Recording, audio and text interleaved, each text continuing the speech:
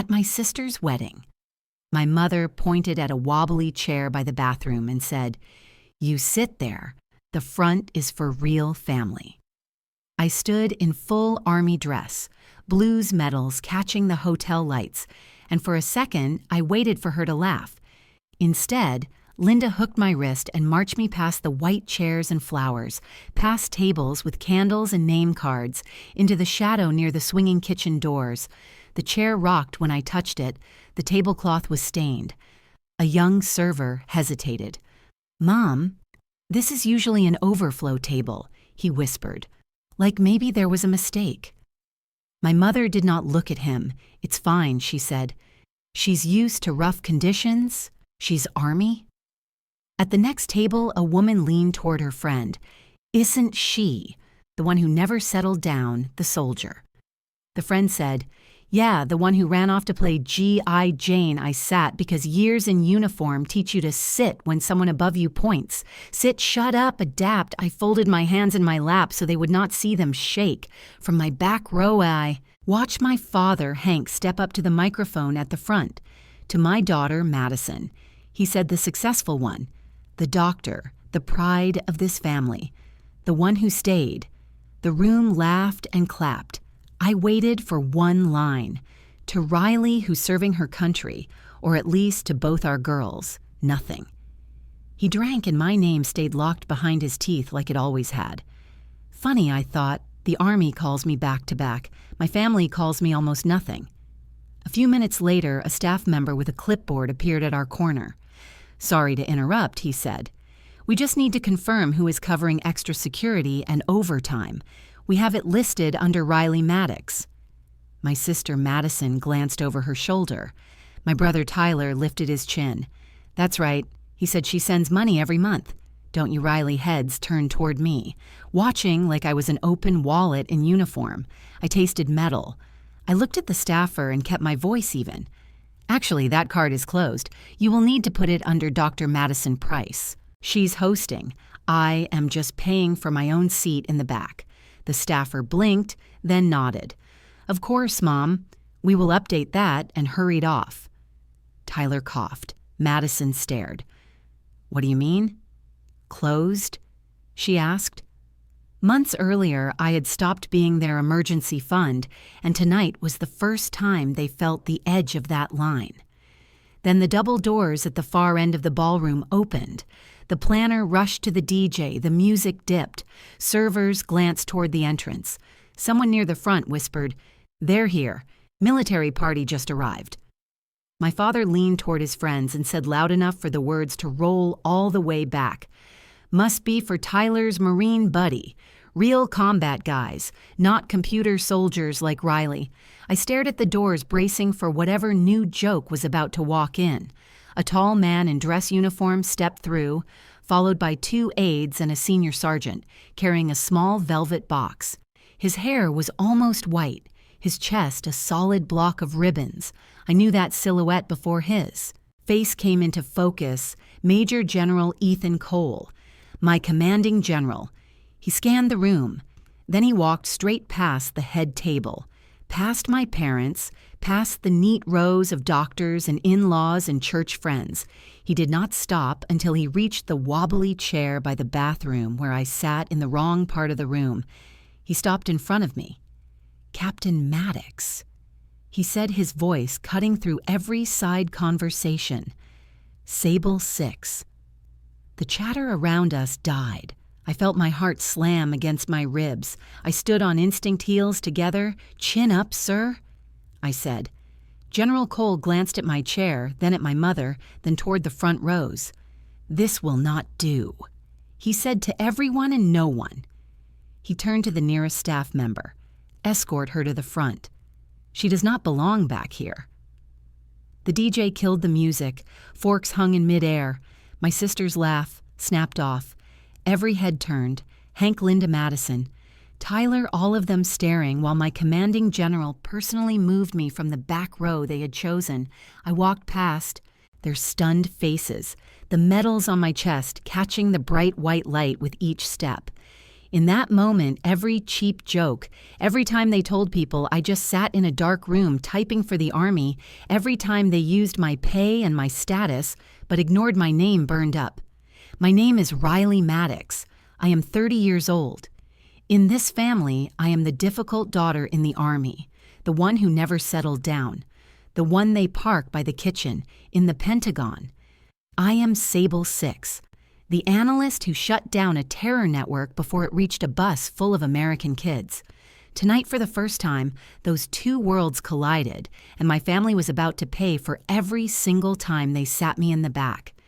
If you have ever been pushed to the back row of your own family, you might recognize yourself in what happened next.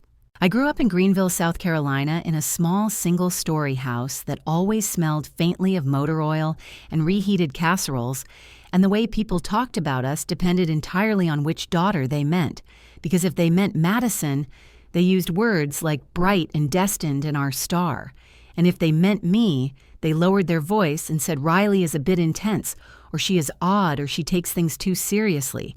As if that explained everything that ever went wrong in the Maddox household, my father Hank ran a modest mechanic shop that doubled as a contractor side gig, and my mother Linda worked as a bookkeeper at a dentist office. And together, they carried that very American obsession with respectability, the kind that looks good from the outside but bleeds on the inside. All of it centered around the belief that a family had one golden child and one child who simply had to make do. From the time we were in elementary school, Maddie floated through life as if gravity had been turned down for her. She was a cheerleader, a straight A student, a perfect photo for every holiday card.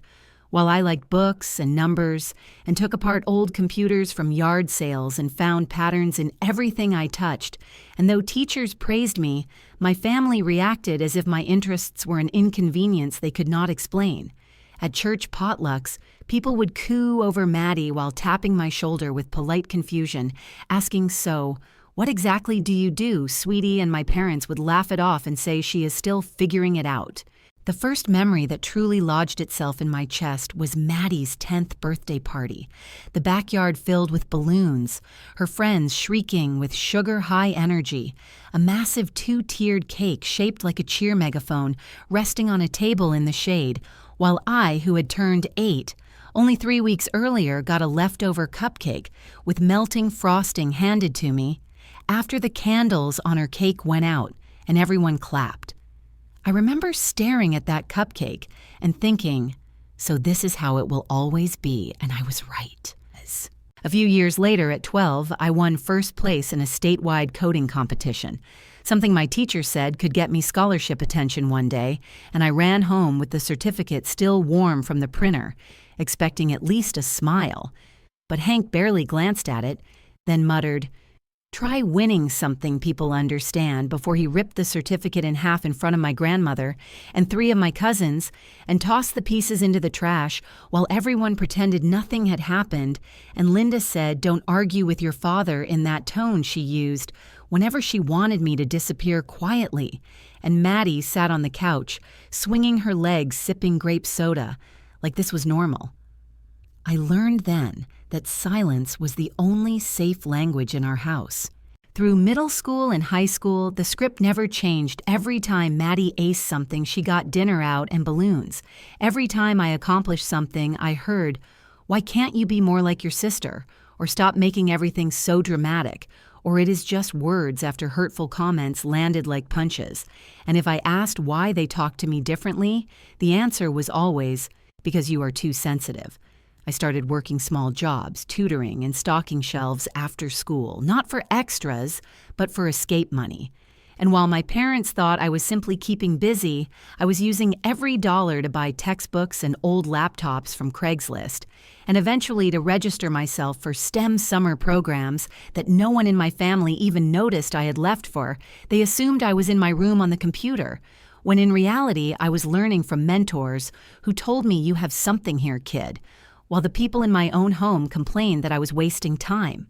At 16, I heard about ROTC from a guidance counselor who saw me buried in math problems during lunch, and she suggested it could give me structure scholarships, opportunities, and as soon as she said scholarship, something lit inside me because I could feel the walls of my house closing in tighter every month, and the idea that I could buy my way out with my own effort became oxygen. I registered for the high school ROTC elective, quietly paid the uniform fee from my weekend job at the grocery store, and told no one, not Hank, not Linda, not Maddie, because some instincts you are born with, and some you build. And I had learned to build the instinct that privacy was my only shield. I remember the first time Hank saw my uniform and asked, half joking, "Since when are you pretending to be a soldier?" And I answered simply, "It is an elective," and he nodded as if it would pass like any childish phase, but it did not pass. It grew. I attended leadership weekends, field exercises, and early morning PT, and while other kids complained, I found a strange, peaceful rhythm in the routine of discipline and earned praise from instructors who called me reliable and mission steady, and those words fed something raw inside me, something that had been starved for years. At home, nothing changed.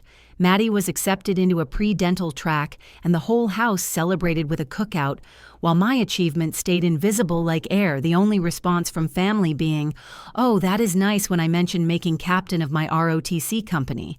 Still, I kept the small victories for myself, storing them the way I had stored that torn certificate years earlier, not as trophies, but as reasons to keep going.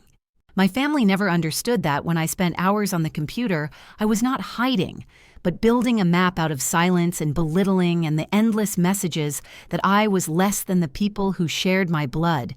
And by the time I was old enough to apply for scholarships, I had earned enough merit through ROTC and academic competitions to secure a full ride to the University of South Carolina, without a single signature from my parents.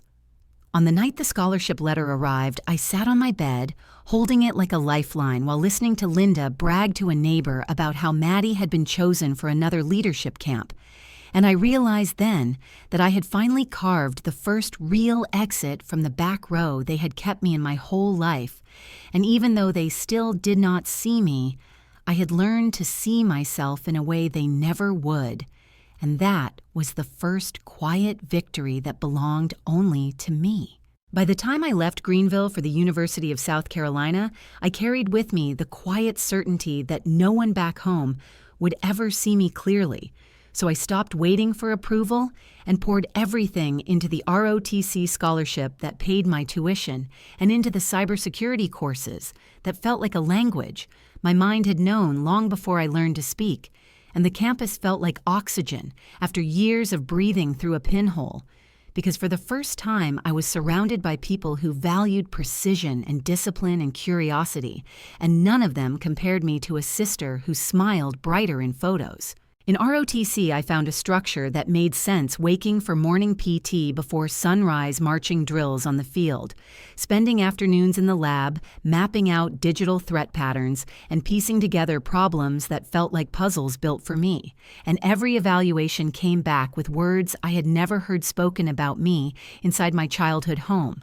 Words like tactical thinker and dependable and mission-focused and top performer. And for a while, I allowed myself to imagine that maybe my family would notice, that I had finally found a place where I did not feel like a shadow. I still remember the day I told Hank and Linda that I planned to sign the contract to commission as an officer.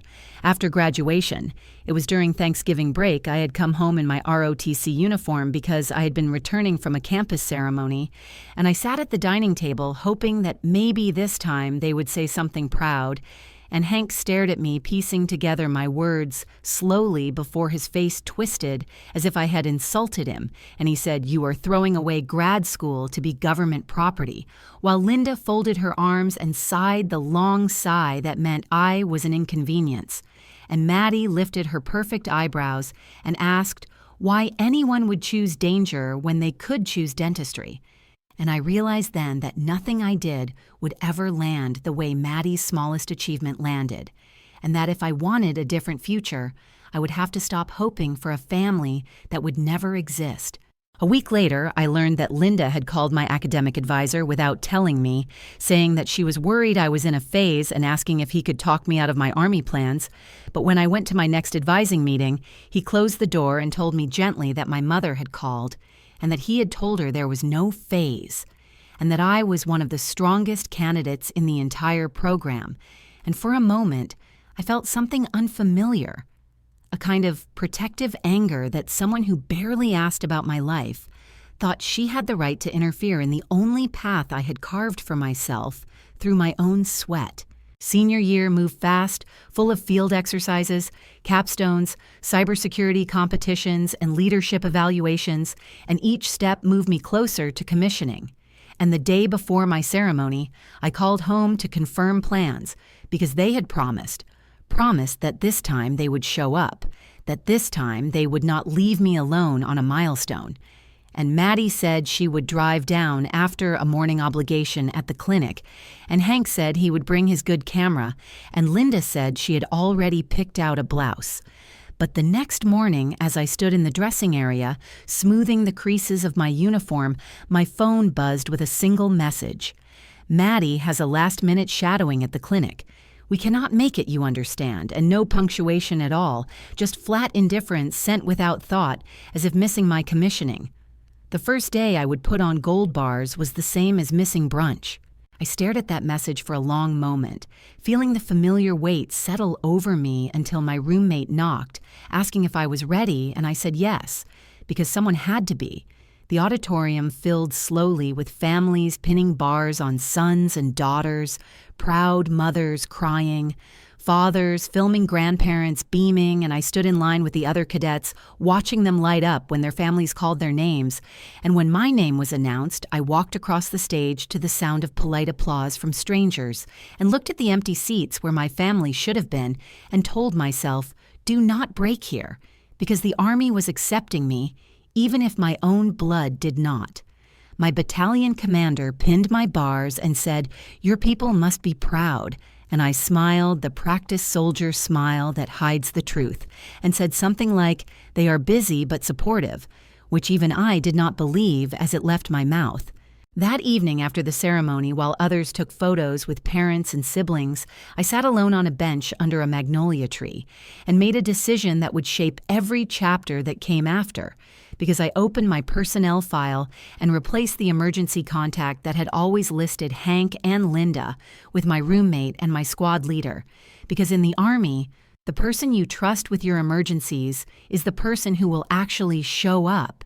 And I knew, now with painful clarity, that my parents lived in a different category, completely a category marked by absence when it mattered the most.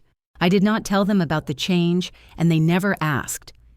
After that day, they assumed I still listed them as if the simple fact of biology entitled them to be the ones the Army called in crisis. But I had learned that biology did not equal reliability, and that lesson would become a shield later when their entitlement collided with regulations they did not understand.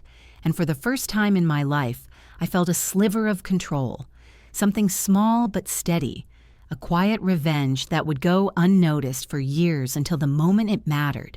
And as I walked back to my dorm carrying my new officer handbook in my bag, I felt something shift inside me. A final soft click, like a door closing forever behind me, while another opened ahead, one that I was finally ready to walk through without looking back. When I arrived at Fort Stewart with my fresh gold bars still stiff on my uniform, I felt like I had stepped into a world that finally ran at the same internal tempo I did, because everything from the early morning formations to the briefing rooms, humming with screens and classified chatter, felt like pieces clicking into place, and my assignment to a small task force focused on financial and cyber intelligence gave me a sense of purpose so sharp it almost hurt. The work was quiet and exacting and demanded long hours inside a secured room where the lights were always a little too bright and the air always a little too cold. But I loved it, because patterns made sense to me in a way people never did. And the more I was trusted with, the more fiercely I worked to prove that the trust was deserved.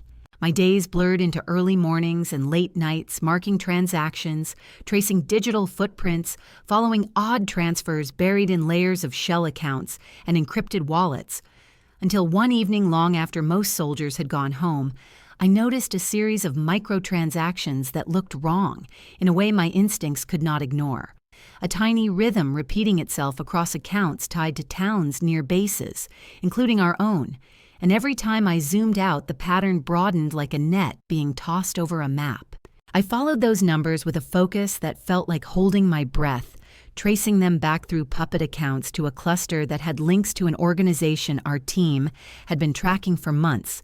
And when I realized the timing aligned with a route scheduled the next morning for a bus carrying military kids headed to a field trip, I felt my stomach drop, but my hands stayed steady as I pinged my lead analyst and then the officer of the watch, and within minutes, our quiet room exploded with motion and voices as the threat was escalated up the chain, and security teams were mobilized, and the route was diverted without ever alarming the parents or children who slept peacefully, unaware that their lives had been dangling on a thread of numbers I had pulled taut and cut just in time. The next day, our task force chief called me into a briefing room where Major General Ethan Cole stood reviewing the report, and when he turned toward me, his expression held the solemn weight of someone who understands the difference between what almost happened and what did not. Because someone refused to ignore a whisper in the data, and he said, "You will never get a parade, but every kid on that bus is alive because of you." And the words hit me in a place no praise ever had, and I nodded because my throat was too tight to speak.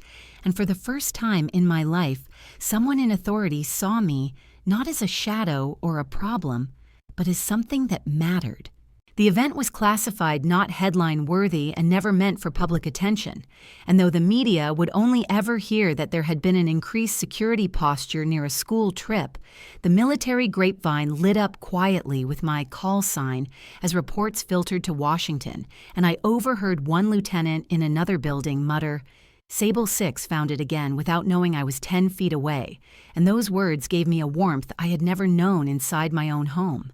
My team learned the story in pieces, piecing together how close the danger had come, and one of them, a young sergeant with 2 kids, created an anonymous Reddit thread asking parents of kids on the bus to share thanks for the unnamed officer who had flagged the threat, and within days, comments poured in from mothers and fathers who did not know my name but knew someone had protected their children.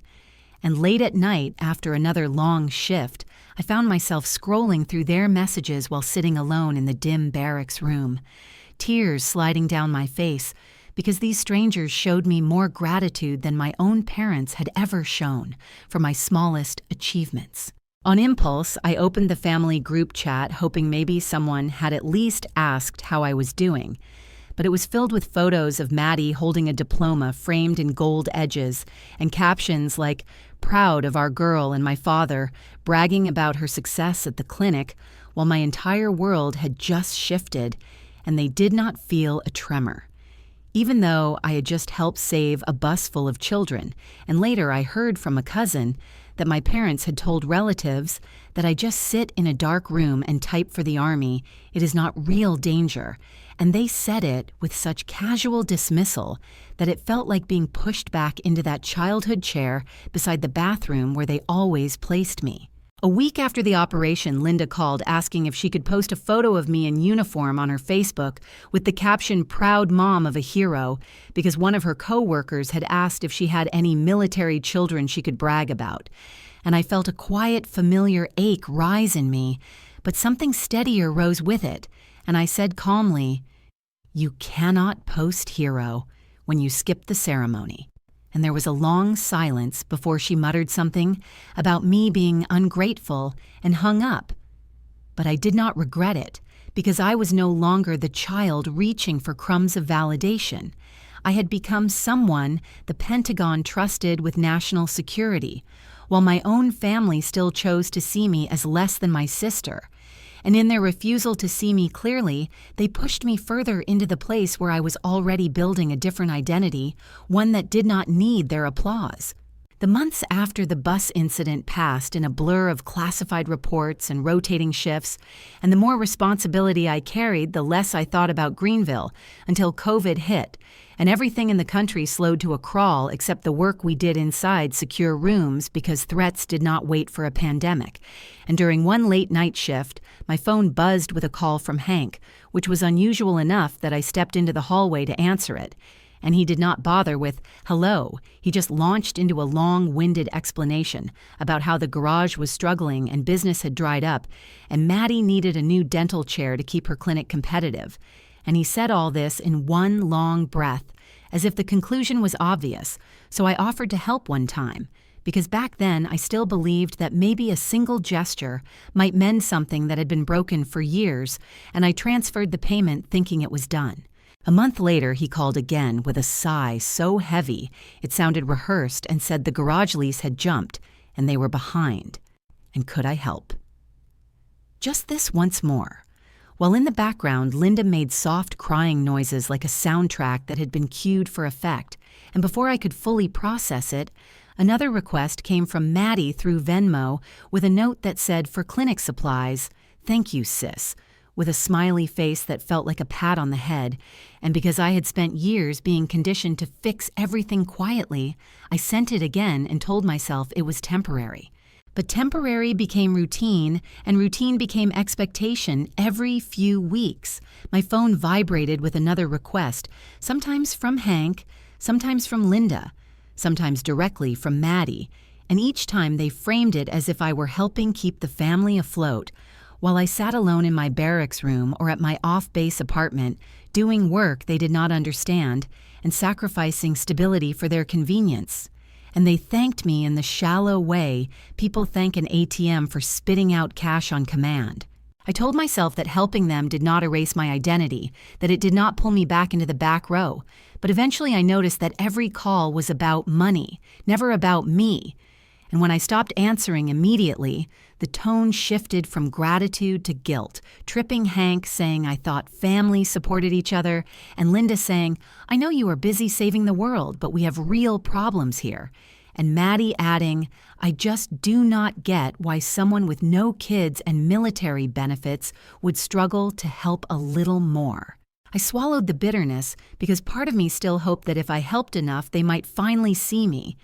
But then one afternoon, while reviewing my credit report for a routine security clearance check, I saw something that made my pulse spike a loan application, listing me as a co-owner on Hank's business, and further down on the form, a reference to my military status being used to qualify for veteran-associated benefits, something I had never agreed to, and the violation hit me so hard I had to sit down, because it was not just the money, it was the entitlement that they felt.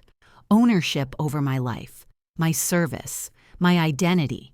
I called Hank immediately and asked why my name was on a loan I had never seen, and he responded with irritation, not guilt, saying, "You should be happy. We are using your status for something good." And when I said he had no right, he snapped, "If you are not going to give us grandkids, at least let us use your status for something."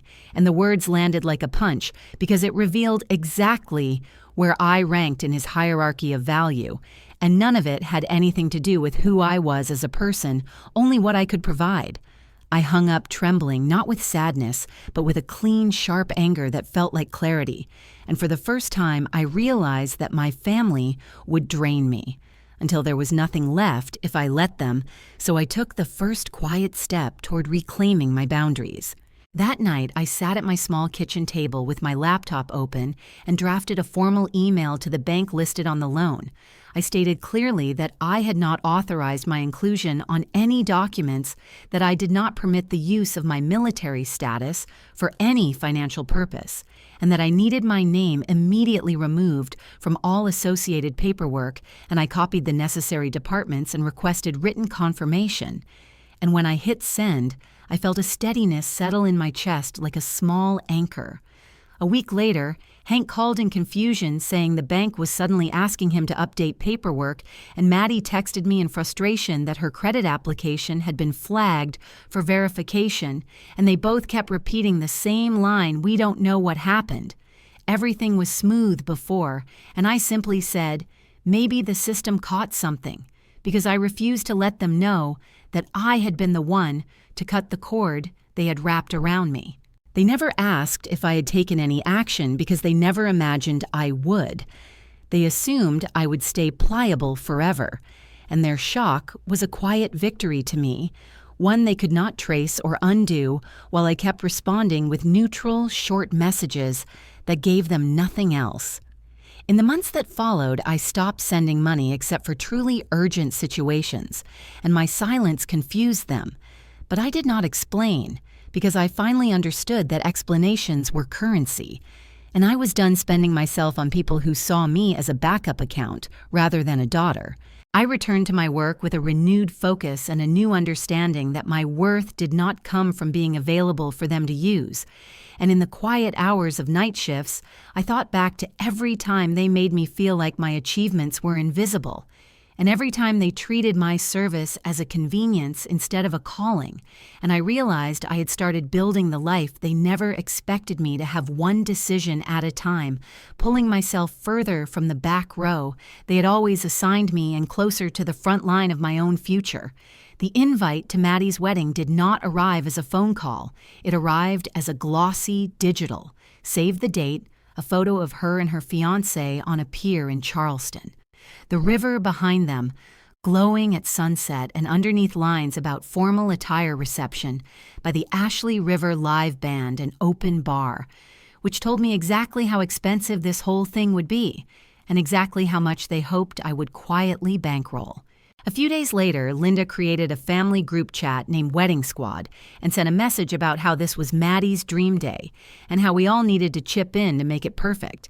And Hank followed with a link to the venue website showing manicured lawns, strings of lights, and a white tent by the water. And he wrote, "This place is not cheap, but our girl deserves the best." And I could almost hear the unspoken, "and Riley will help pay."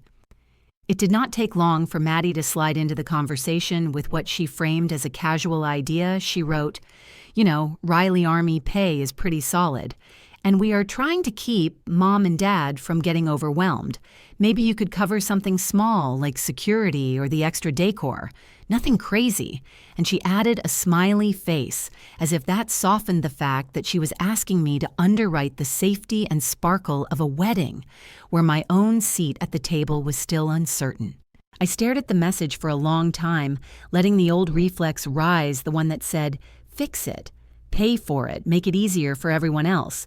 And then I remembered seeing my name on that loan application without my consent and hearing my father say, "At least let us use your status for something," and the anger that had followed sat beside me while I typed my reply slowly and carefully. I wrote, "I will handle my own travel and hotel, that is it," and hit send before I could back down, and for a moment the group chat went quiet as if they all had to recalibrate around the fact that I had dared to draw a boundary. Linda broke the silence with a message that tried to mix guilt and sweetness. She wrote, "Honey, no one is forcing you. We just thought since you do not have kids and the Army takes care of a lot, maybe you would want to help your sister shine on her big day." And Hank came in with a joke that did not land, saying maybe our captain can sponsor the security detail. Keep everyone in line. And Maddie reacted with a simple, "Wow, okay," which carried more judgment than any full paragraph. I wanted to type out every reason I was done financing their expectations, but I had learned that explanations did not buy respect in this family. So I replied, "Sounds like you guys have it handled," and left it there. What I did not know was that my one small boundary was about to collide with my other world, because Hank, being Hank, decided to vent about me in a place he assumed was private. A few days later, my phone lit up with a notification from my work email system, letting me know I had been copied on a thread about personal leave and travel dates. And when I opened it, I realized Hank had tried to forward Maddie's wedding details to General Cole on my behalf, hoping my commanding officer would see how responsible and family-oriented I was for arranging leave early. The problem was he had not trimmed the conversation before forwarding, so right above the venue information sat his angry rant from the group chat that he had meant to send only to Linda, where he wrote, She just sits at a keyboard and hoards her government paycheck. Maddie does real work and sees actual people every day. My stomach dropped as I read it, not because the words were new, but because of who now had access to them. And I scrolled down to see whether the forward had gone through, and there it was delivered to the official address of Major General Ethan Cole, the man who supervised the task force that knew me as Sable 6, not as difficult daughter number 2. I stood in my small apartment phone in hand, wondering if I should try to explain or apologize. And before I could decide, an email landed in my inbox from the general, himself short and direct. Captain Maddox received the details. Thank you for the heads up on your sister's wedding. We will review. Leave options. See me after the morning briefing. There was no mention of the insult, no reprimand, just a summons. The next day in his office, he slid his tablet across the desk, the forwarded email open, and said, I assume you did not intend for your father to copy me on his performance review of your career. And I started to stammer an apology, but he lifted a hand and said, I am not interested in his opinion of what is real work, Riley. I am interested in how much this family expects to take from you while calling you less than. And his voice had none of the mockery I had grown up with, only a calm assessment that felt both terrifying and strangely relieving. He asked a few questions about the wedding and the pressure, and when I finished, he nodded and said, Here is what we will do. You will take your leave and attend, because I suspect the story they tell about you at home is very different from the one we see here. And sometimes reality has to walk into the room in uniform and sit where it belongs. Before I left, he added one last thing. Choose very carefully what you agree to pay for. Do not let them turn your service into a credit line. And the words stuck like a new kind of order, aimed not at an enemy, but at the people who shared my last name. With that in mind, I reached out directly to the wedding planner, listed on the venue contract, a woman named Carly, and when she asked how I wanted my portion of the invoices handled, I took a breath and said clearly, any invoice with my name on it is unauthorized. I am only responsible for my own travel and lodging, and nothing related to venue, decor, or security should be connected to my account. There was a pause, and then she said quietly, I understand, Captain. I will note that all payments go through the bride and her parents. When I hung up the phone, I felt a click inside like a switch being flipped, because for the first time in my life, I had cut off the financial pipeline before it could open. And they had no idea yet that the well they had always depended on was already starting to run dry. Charleston in the evening had that soft, warm glow that makes even ordinary streets look like something out of a postcard. And when I arrived at the rehearsal dinner, I had chosen a simple navy dress instead of my uniform, hoping foolishly. Perhaps that if I kept myself quiet enough and small enough, I could blend into the celebration without becoming a target. But the second I stepped into the venue space, a renovated riverside warehouse lit with strings of soft yellow bulbs, I felt the familiar shift in the air, the way my family recalibrated around me, as if I were an unexpected guest rather than blood. Maddie swept toward me in her white rehearsal dress smelling like fresh hairspray and new money, and she hugged me just long enough for photos, then pulled back and said, a little too brightly perfect timing, Riley, we actually need an extra usher since all the bridesmaids are paired and we want the aisle to look balanced. And before I could answer, she handed me a small bundle of programs and said you can help guide guests tomorrow and maybe gather envelopes during the welcome hour. Nothing complicated, and I knew instantly that this was their version of making me part of the day, a role that kept me useful and out of the spotlight, the same way they kept me on the far edges of every family photo when we were young. I nodded because arguing would only feed their narrative that I was difficult, so I took the stack and followed the planner through the seating arrangement, making mental notes, even though I wanted to shout that I had not come here to be an usher, but to be a sister. Yet the words stayed lodged beneath years of conditioning. The rehearsal began with chatter echoing off the tall ceilings and everyone pairing off in neat lines, while I stood on the side holding jackets for people who did not bother to remember my name and shaking off the sting by reminding myself that at least tomorrow I would be in uniform where their assumptions could not bury me as easily. But during the run-through, Hank raised his voice from a table where several in-laws sat sipping cocktails, and he said with a laugh loud enough for the room to catch, "Don't worry, folks. Riley knows how to follow orders, just treat her like you are her commanding officer," and the group erupted in laughter. That kind of hollow, barking sound people make when they want to appear amused. Even if the joke cuts someone open, and I felt my face heat as I tried to pretend I was unaffected, but the humiliation pooled in the pit of my stomach because the joke was not just cruel, it was familiar. The same tone he used all through my childhood when he mocked anything he did not understand about me. I caught the eye of a woman at another table, a guest on the groom's side, perhaps a woman in her 50s, who watched the exchange with a frown as if she recognized the cruelty for what it was, and for a moment I felt seen. Then the moment evaporated when Linda approached, placing a hand on my arm with her soft, pity-filled smile and saying, "If you just chose a normal career like your sister, your father wouldn't joke like that, darling. He only says things like that because he worries about you," and the casual blame dropped squarely on my shoulders made my throat tighten, but I swallowed it down. As the evening wore on, the planner announced that someone needed to drive a load of wine crates back to the storage building across town, and one of her assistants assumed I would be available and asked if I could take the van after the rehearsal. But I shook my head firmly and said, "I cannot drive past a certain hour base regulations, and my duty status require adherence." And the assistant looked confused until I pulled up the email chain from my command detailing my weekend leave conditions, and the planner stepped in quickly saying, "Oh, then absolutely not. We cannot ask a decorated officer to bend protocols for a few centerpieces." And her voice carried just enough that several people nearby looked up.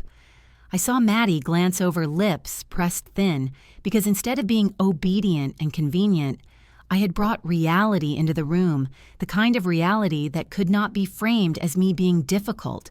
And for once, there was someone outside the family validating that boundary. The planner even put a supportive hand on my shoulder and said quietly, "Thank you for being here, Captain. We will adjust the load-out schedule." And that small gesture made something inside me unwind because it reminded me that outside the bubble of my family, people reacted to me with respect, not ridicule.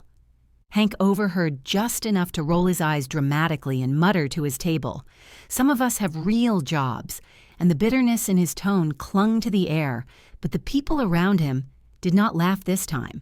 Several of them exchanged uncomfortable looks, and one of the groom's uncles murmured something disapproving, and for the first time all night, I watched my family become the ones out of step with the room, not me. I spent the remainder of the rehearsal drifting along the edges, completing small tasks the way they had assigned, but also noticing the subtle shifts, the planner asking my perspective on the seating chart, guests approaching me, cautiously, offering thanks for my service, the groom's mother asking if the Army gave us days off like this, and I could tell that in their eyes I was not an usher, but an officer. And that contrast burned quietly beside the version of me my family insisted on projecting. Toward the end of the evening, when the final instructions were being repeated, I stepped outside onto the deck overlooking the river for a moment of air, and the lights reflecting on the water looked like fragmented stars, breaking and reforming, and I leaned on the railing, thinking how strange it was to live a life where I could be both essential and invisible, depending on which room I stood in. And I felt the familiar pull of wanting to leave, wanting to return to Fort Stewart, where at least the expectations made sense. But I stayed because tomorrow would be the day everything tangled between these two worlds collided, and something in me whispered that maybe the collision was necessary for the truth to finally come to the surface. Inside, I could hear Maddie's laughter sharp and bright, and Hank preparing another story for his table, and Linda sighing as though carrying the weight of a daughter who refused to be simple and obedient.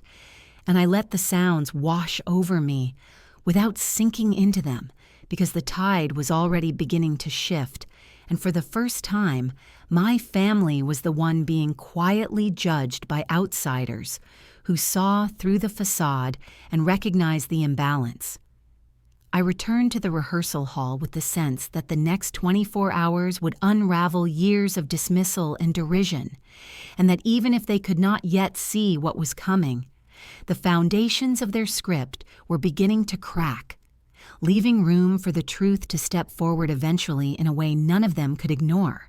The morning of the wedding, I was in my hotel room staring at my open garment bag when there was a quick knock, and my mother walked in without waiting for me to answer.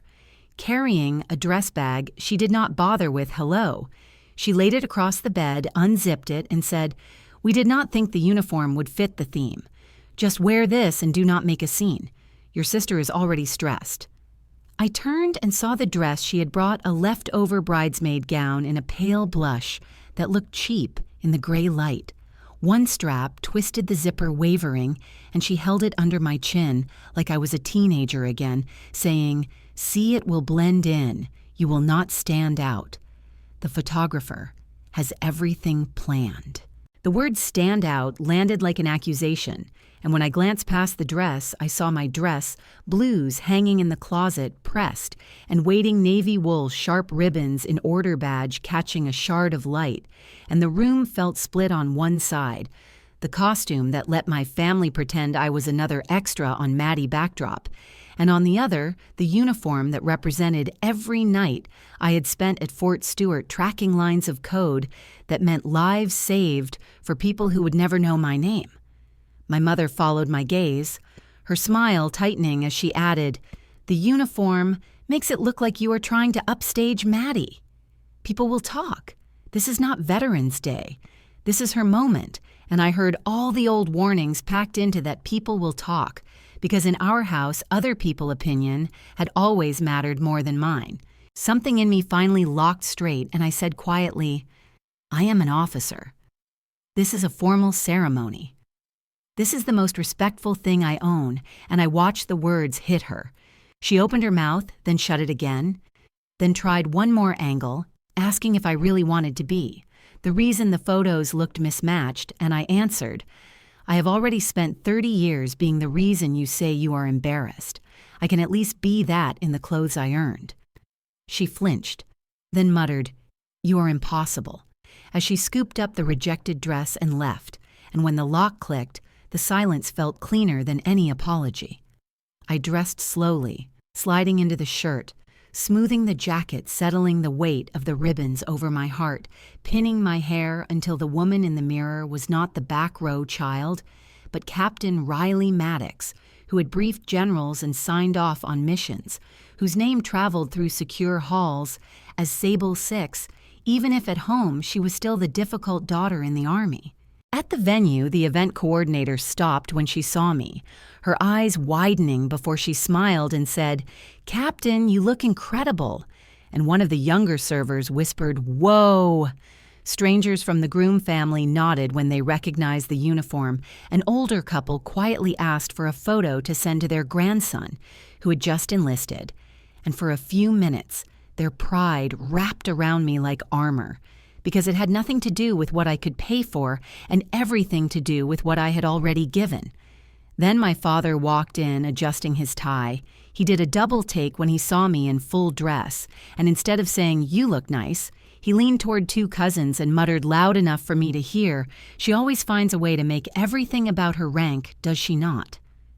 They gave weak laughs, and I watched the coordinator expression cool as she filed the comment away, and that tiny shift gave me more satisfaction than any sharp reply.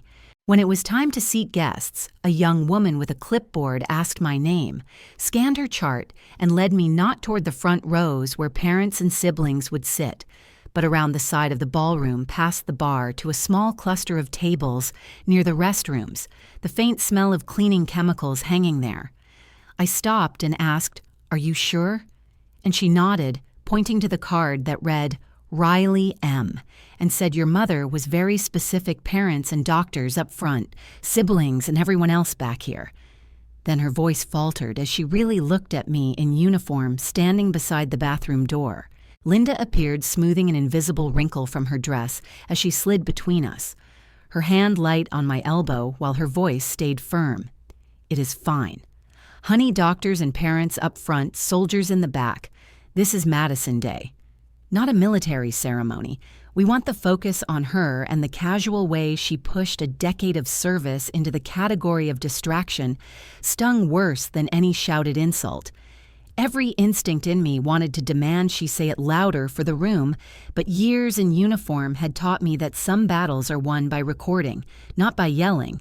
So I sat in the wobbly chair with the stained tablecloth by the bathroom door and let the humiliation burn a clear line inside me where I could find it later. From that vantage point, I could see the arch where Maddie would say her vows, the front row where my parents would smile for the camera, the picture of a loyal family, while I hovered at the edge, barely in frame, and it was so familiar that if I had not lived versions of it my whole life, I might have thought the seating chart was a joke. I took out my phone, opened the secure app we used in the task force, and dropped a single line into the thread where our judge advocate officer and our chaplain checked on us update. They sat me at a table by the bathroom because parents and doctors go up front and soldiers belong in the back, apparently. The replies came almost at once. The JAG wrote, "We've seen hostile foreign outfits treat Allied officers with more basic respect." And the chaplain added, "Say the word, and I will preach a sermon on how not to seat your own child."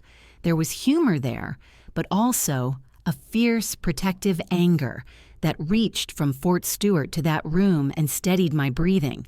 I set the phone face down and watched the guests drift in, unaware that on their seating chart, someone had drawn a map of whose worth counted and whose did not, and I did not twist myself into knots to defend my family. I just observed it. They had put me in the back again, but as I smoothed my jacket and lifted my chin, I felt something settle. I might be sitting by the bathroom door, yet the people who knew what I had done for this country were watching from farther away.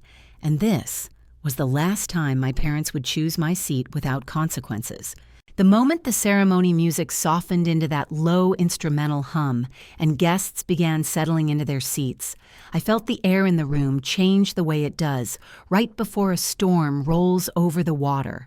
Heavy, almost electric, and even from my table by the bathroom door, I heard the shift in tone, a faint ripple of whispers traveling from the entrance toward the center aisle, as if the crowd sensed something important moving through the space long before they knew what it was. At first, I thought it was the photographer adjusting lights because a bright beam cut across the back of the room, but then the venue coordinator hurried toward the DJ, her hand raised, the music dipping as her voice carried, "They are here." And a shiver of curiosity moved through the guests, people craning their necks, expecting some honored guest for the groom, or maybe a retired judge or philanthropist. Through the double doors stepped a tall figure in full dress uniform, followed closely by two aides, and behind them a senior NCO, carrying a small velvet box with the careful reverence of someone holding something that mattered. And the lights caught the general polished shoes, then his chest full of ribbons, and the room fell into a stunned hush. Because even civilians know the gravity of a two-star general walking into a wedding unannounced. For a second, I thought maybe he had taken a wrong turn. Maybe some military event was happening in the adjoining hall. But then he lifted his chin, scanning the room. Not for the bride, not for the groom, not for the neat rows of honored guests at the front. He kept searching past them all until his gaze locked on the far back corner where I sat, and the silence around me thickened as eyes followed the line of his attention toward the wobbly chair by the bathroom. The general stepped forward, each footfall measured but deliberate, and the videographer camera automatically panned toward him, zooming as if the equipment itself sensed a story unfolding, and guests straightened in their seats, drawn in by the unmistakable command presence, moving across polished floors toward a place no one important ever sat. When he reached my table, he stopped, and for a heartbeat, no one breathed. Then his voice cut clean and unmistakable. Through the entire ballroom, Captain Maddox Sable 6, and the words cracked open the hush like a flare in the night. My body moved on instinct, rising before my mind caught up, heels together, spine straight, chin lifted in the posture, drilled into me since my first days at ROTC, and around us whispers, "Ignited, Captain." She said, "Captain? Did he say Sable 6? What is Sable 6? The general nodded once in approval before shifting his attention to the DJ. "Raise the lights, please."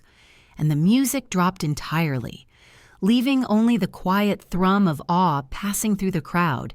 He asked for the microphone, and the planner handed it over, hands slightly trembling, because even civilians know you do not keep a general waiting.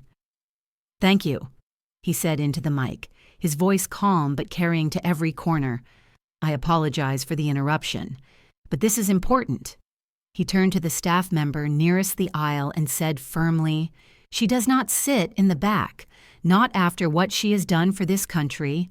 Escort her to the front aisle, please." A wave of shock moved through the guests like a physical force, and people parted without being asked, creating a clear path from my lonely corner to the front of the ceremony space.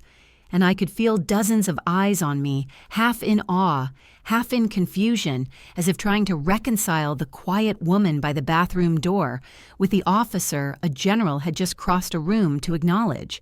As I walked the aisle behind him, the bridesmaids at the front looked frozen. The groom glanced helplessly toward Maddie, who wore a tight, controlled smile that did not reach her eyes, and my parents stared as if they had seen a ghost. Hank jaw slack Linda hand clutched to her chest. The general spoke again, addressing the crowd without revealing anything classified, but enough to make every person in that room understand that something significant had happened because of me. "I cannot give details." He said that is the nature of her work. "But I can tell you that there are American children alive today, because Captain Maddox noticed something most others would have missed. I can tell you that her actions have been mentioned in rooms far above this one, and I can tell you she is one of the finest young officers I have ever had the honor to know." A few women from the clinic where Maddie worked turned toward her in unison, whispering, "Why did you never tell us your sister is Sable 6? And the confusion on their faces was a quiet vindication so sharp it almost hurt, and for a moment I wondered if this was what it felt like to be seen with clarity instead of filtered through my family convenient story about who I was. Then the general added one final line that slid like a blade between truth and humiliation, and landed squarely on the people who had used my identity. Whenever it suited them, I would also like to commend Captain Maddox for maintaining strict boundaries regarding the use of her military status for personal or financial matters. It is rare to see such integrity upheld so consistently. The words hung there, meaning every adult in that room who had ever filled out a loan application or handled a business permit immediately understood what he was implying, and I watched Hank and Linda stiffen as the realization hit them that the loan they thought the bank had magically rejected had actually been blocked, because I had taken action because I had safeguarded the dignity of the Army, even when it meant confronting my own family misuse of my name.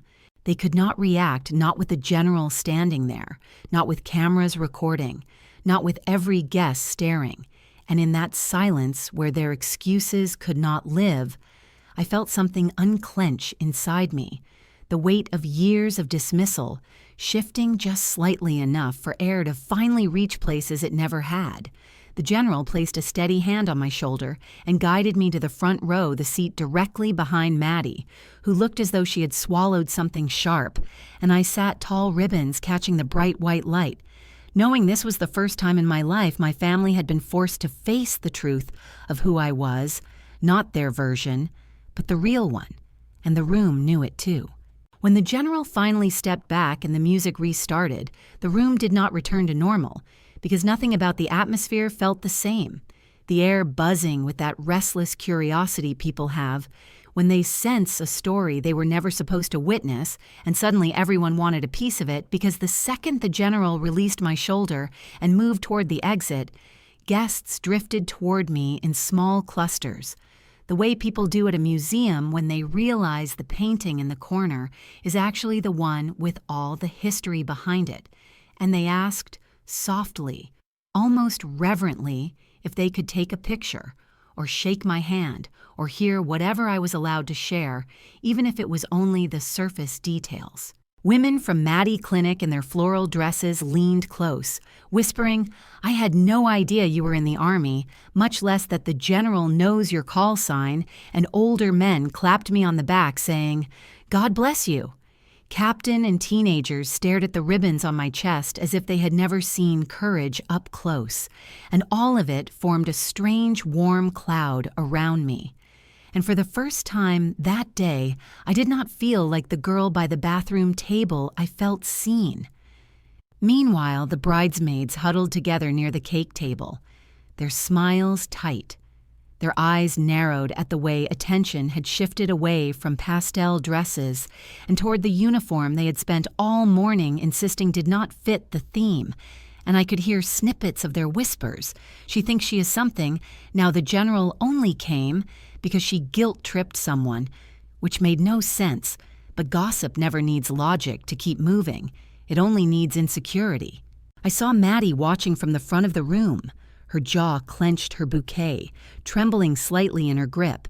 And when one of her colleagues asked her why she never mentioned having a sister in intelligence, Maddie answered with a strained smile, "Oh, Riley exaggerates everything. Do not worry about it." And the woman looked confused because nothing about the general's speech or the reaction of the room suggested exaggeration. A few minutes later, Maddie appeared suddenly at my elbow. Her smile stretched too tightly across her face as she whispered through her teeth, "Come with me right now," and before I could answer, she gripped my arm and guided me not quite gently toward the bridal suite, where the soft lighting and scented candles did nothing to soften the sharpness in her voice. The second the door closed behind us, she dropped her bouquet onto the vanity and spun toward me, eyes blazing. "You hijacked my wedding," she snapped. "You knew this would happen. You could have told him not to come. You made this whole day about you." Her voice cracked on the last word the way people do when pride and panic collide, and I felt the old familiar tug of guilt rise in me instinctively, that reflex built from childhood to soften whenever my family threw accusations at me. But something steadier held me firm this time because I knew the truth, and I had proof. I told her calmly that I had not invited the general, nor had I known he was coming, and I reached into my small ceremonial clutch, pulling out my phone already open to the forwarded email the one Hank had mistakenly sent to the general, while trying to share the wedding schedule with another relative, the one that included the line, "She is not doing anything real anyway. We just need her present for pictures." I held the screen between us and Maddie stared at it, color draining from her face, as the words her father had typed stared back at her unblinking and undeniable. "The general only came," I said quietly, because he saw this and decided it was time someone in this family told the truth out loud and in public. Maddie swallowed hard, then crossed her arms, trying to recover some composure, insisting Dad was only joking. "You should not take things so seriously. You always twist everything." And I felt a tiredness settle deep in my bones, because this was the same script I had heard my entire life, the one that turned my pain into my fault, their cruelty into my confusion. For a long moment, neither of us spoke. Then I decided to step into the next quiet strike. Not vengeful, not loud, simply factual and inevitable, the kind of everyday justice that hits harder, because it is real world, not cinematic. I told her evenly that since she felt I had ruined her wedding, maybe she would prefer that I and the Army Legal Office review every payment I had ever contributed to her clinic, including the chair I helped her buy, the one she bragged about to patients as part of her family-supported practice, because misrepresenting military status, even indirectly on a business profile, could raise questions she was not prepared to answer, especially given the bank records I had recently updated and the removal of my veteran status from anything tied to my parents. Maddie's face went white the way people look when they realize the ground beneath them has never been as solid as they assumed, and she whispered, You wouldn't do that, Riley, but there was no confidence behind the words, only fear thin and trembling. Before I could respond, the door cracked open and Linda slipped inside, smoothing her dress with that practiced expression of motherly patience she used whenever she wanted to pretend she was the calm one in the room, and she said gently, "If you would stop choosing such a difficult path, the Army wouldn't toughen you so much. We are proud it has not broken you yet, baby," and I felt something inside me snap cleanly, not in rage but in clarity. "The Army never broke me," I said quietly, and every syllable was steady. "You did your best long before they had the chance." The room went still, the way air stills right before a storm shifts direction, and Linda opened her mouth, then closed it again, because there was no version of the truth she could reshape into a kinder story. And Maddie sank into the velvet chair beside the mirror, rubbing her forehead as if the day had become too heavy to carry. I told them both that their humiliation out there had nothing to do with me and everything to do with the lies they wrapped around my life, so they would not have to face what I actually accomplished, and that the general presence simply peeled off the covering they had used for years. They did not argue, not at first, because the words landed too sharply, and reality was sitting in their laps, unavoidable and loud. For the first time all day, I felt a strange calm, a steadiness born not from triumph, but from the simple acknowledgement that I no longer had to shrink to make them comfortable or quiet to keep the peace. And as I left the bridal suite, walking back toward the reception, I could feel the shift, the faint beginning of consequences settling around them as naturally as evening fog over Charleston water. When I drove back to Fort Stewart the morning after the wedding, the Georgia sun pouring through the windshield in long gold streaks across the highway, I felt the weight of the previous night still sitting somewhere behind my ribs, not crushing me, but reminding me that something had shifted permanently, and I was not going to crawl back into the version of myself my family preferred, because the moment the base gates rose in front of me, I felt something loosen in my chest, a sense of returning to a place where my work meant something, where people did not question my worth, and where no one pretended affection while reaching into my bank account. The first thing I did after dropping my bags in my on-post apartment was open my laptop and begin quietly shutting the doors my family had been slipping through for years, and I went line by line through every automatic transfer I had allowed, out of old guilt or habit, or the hope that generosity might one day earn me some thin imitation of respect, and I canceled each one without a single trace of hesitation, because a boundary is not a boundary until it costs someone something, and I knew it was time for that balance to shift. I sent formal letters to my bank, to the Small Business Administration, to the regional credit union that had co-signed one of my father's older equipment loans, and to every institution I suspected Hank had once named, dropped me to sometimes proudly, sometimes manipulatively, depending on what he needed that week, and each letter carried the same simple language stating, "I do not authorize the use of my name, my status as a service member, or any form of signature, real or implied," and the small sting of satisfaction that came with every sent email reminded me of the way quiet justice works, slowly, methodically, never announcing itself with fireworks, but landing with the undeniable weight of truth. A few days later, while sorting through a new stack of mail in my office on base, I opened an envelope from a federal program review committee, and inside was a copy of a grant application. I had never seen my name listed in bold as the co-owner veteran of a small automotive business in Greenville, with a signature that looked like mine in the way a cheap knockoff looks like the real item at a distance, but breaks apart under real scrutiny. And for a moment, I just stared at it. The betrayal, both familiar and freshly infuriating, because I could almost hear my father's voice saying things like, "It is just paperwork," or "everyone does it," or "you should be proud to help your family," while ignoring the truth that this was fraud and he signed my life onto his convenience without permission.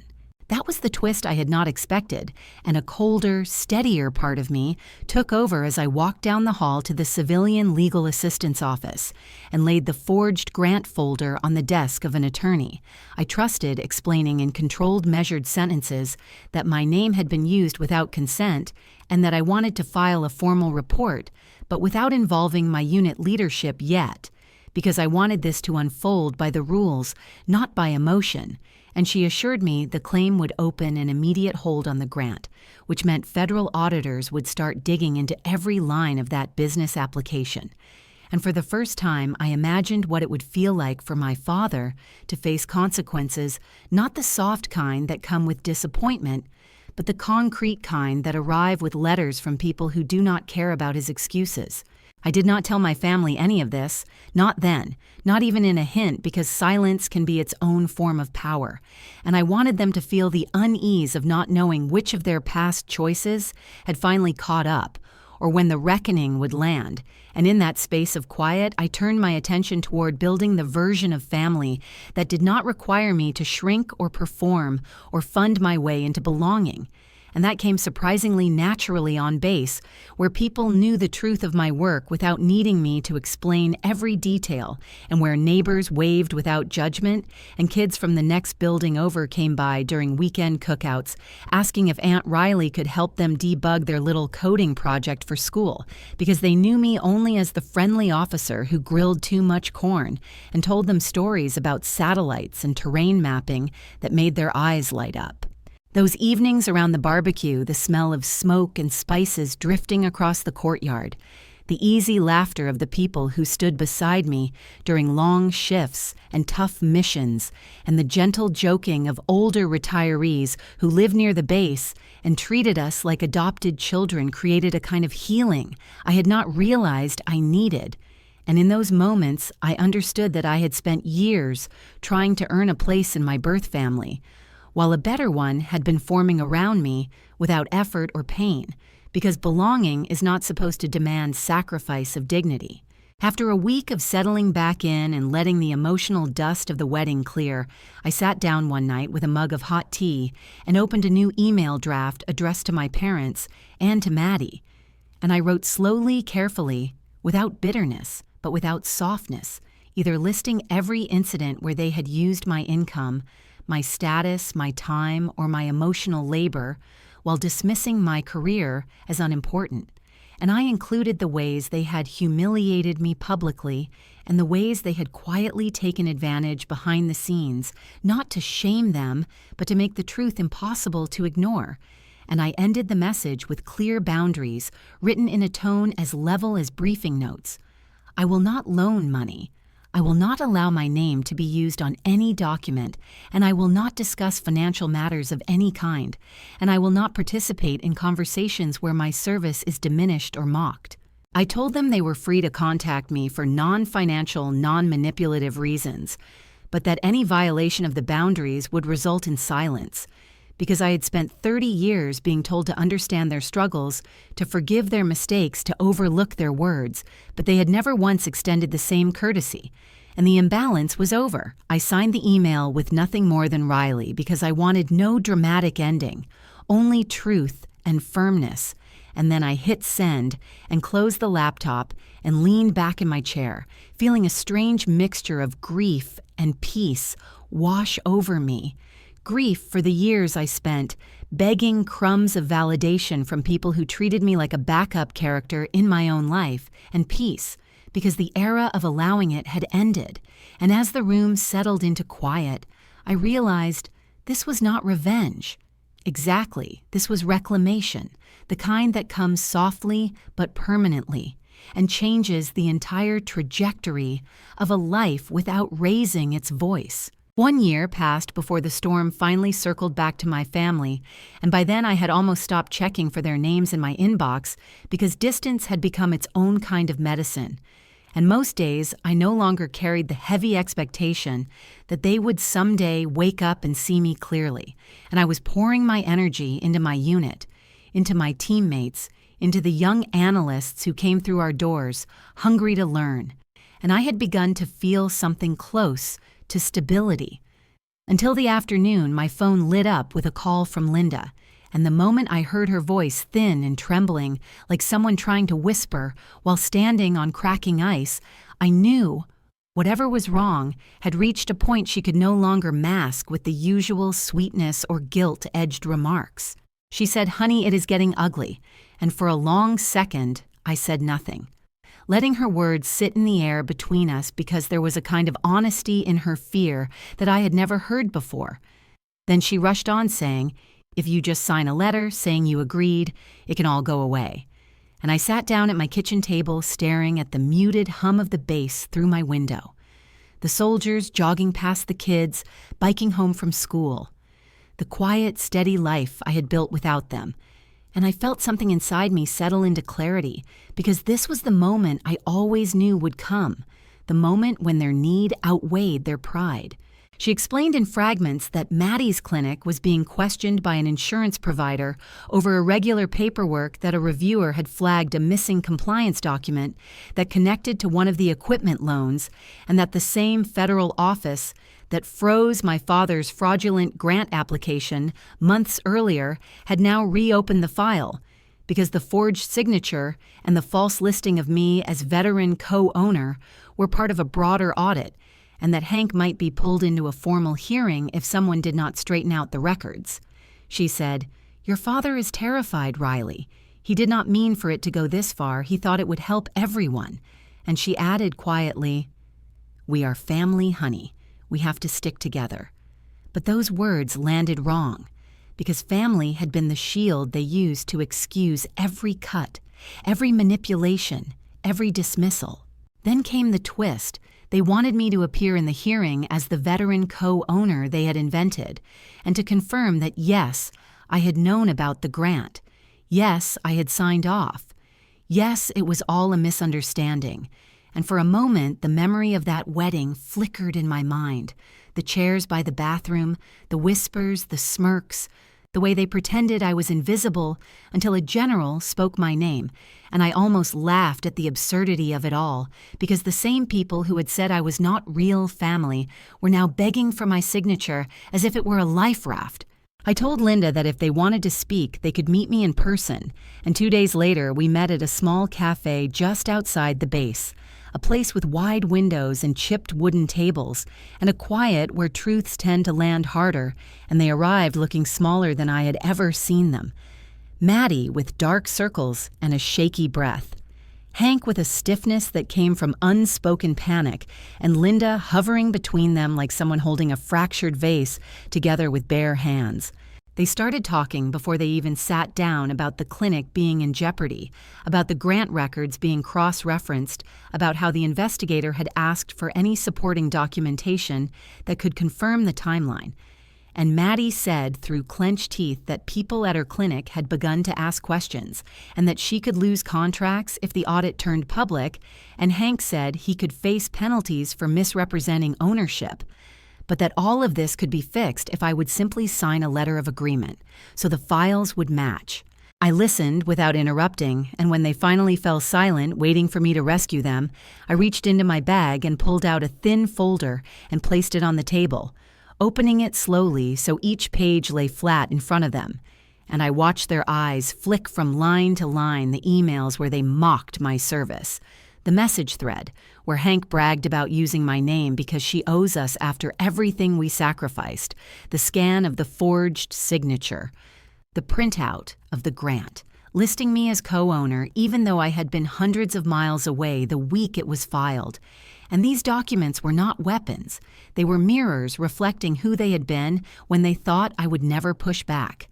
Maddie covered her mouth, Linda whispered, "Oh God," and Hank looked like someone had pulled the ground out from under him, and he asked, "Why are you doing this to us?" as if the consequences had been born from my actions instead of theirs. And I answered calmly, "I am not doing anything to you. I am refusing to cover what you chose to do." And the silence that followed was cold and wide.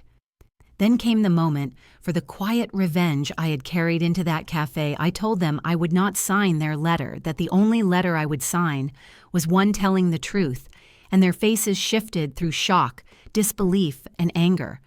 But none of it touched me, because I had spent a lifetime absorbing their emotions while they ignored mine, and that pattern was over. Maddie begged, saying her clinic could collapse. Hank muttered that a family should protect each other. Linda pleaded that one mistake should not destroy everything. But these were not mistakes. These were choices repeated over years and disguised as desperation, only when the fallout neared. I stood gathering my folder, telling them I hoped they would someday understand that boundaries are not betrayal, and that accountability does not mean cruelty. And I walked out into the bright afternoon heat, feeling strangely steady, because this was not triumph, and it was not spite. It was simply a long overdue refusal. That evening, back on base, I drafted an email to the federal investigator assigned to the Grant case, attaching the documentation, showing my lack of involvement, my lack of consent, and the evidence of forged signatures. And I ended with the sentence, "I request that the matter be handled according to regulation and procedure." And when I hit send, I felt the final thread of responsibility to my fathers. Choices snap quietly, without drama, without regret, because I was no longer bending myself into the shape they wanted. The consequences had not yet landed, but the path toward them had begun, and for once they would face it without using my name as a shield. And I sat at my kitchen table, letting the stillness settle around me, knowing that this chapter was shifting toward its inevitable end, and that whatever came next, I would meet it with the steadiness the Army had taught me, and the self-respect I had earned on my own. The consequences did not arrive all at once. They rolled in slowly, like a tide that had been gathering just beyond the line of sight.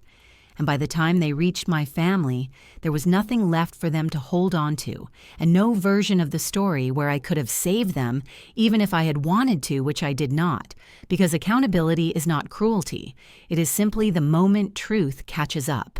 Hank was the first to feel it when he received a formal letter from the Grant office informing him that the application had been deemed fraudulent, the funds revoked, and additional penalties assessed due to the misrepresentation of veteran status and forged documentation. And according to the follow-up report, the investigators were astonished at how boldly he had submitted paperwork that contradicted itself. And I imagined him standing in his small office, the same place he once bragged about building from the ground up, staring at the pages that spelled out in cold language the price of the shortcuts he thought he deserved. The next ripple hit Maddie when the insurance carriers who worked with her clinic began reviewing old files and found inconsistencies in the audits and gaps in compliance. And while none of it rose to anything criminal, the financial damage was immediate, because several insurance groups terminated their contracts, which meant fewer patients, fewer referrals, and fewer safety nets. And I heard through one of her former coworkers that she cried in the staff room when the administrator explained that the clinic reputation had been marked as unstable and that it would take years to rebuild trust. The final twist, however, did not come from any institution or investigator. It came from a truth she had never considered, which was that some of her warmest, most reliable referrals had been coming from my community, from soldiers and spouses and retirees I had quietly sent her way over the years, simply because I wanted to see her succeed even when she barely spoke to me unless she needed something.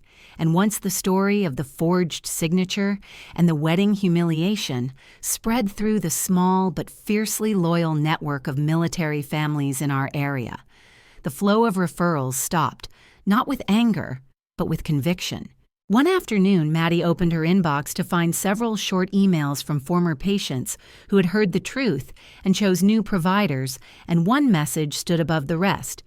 It said, "We support our troops," that includes how their families treat them, and I can imagine the way it must have hit her, not with fire, but with the cool finality that comes when the people you never thought about have finally thought about you.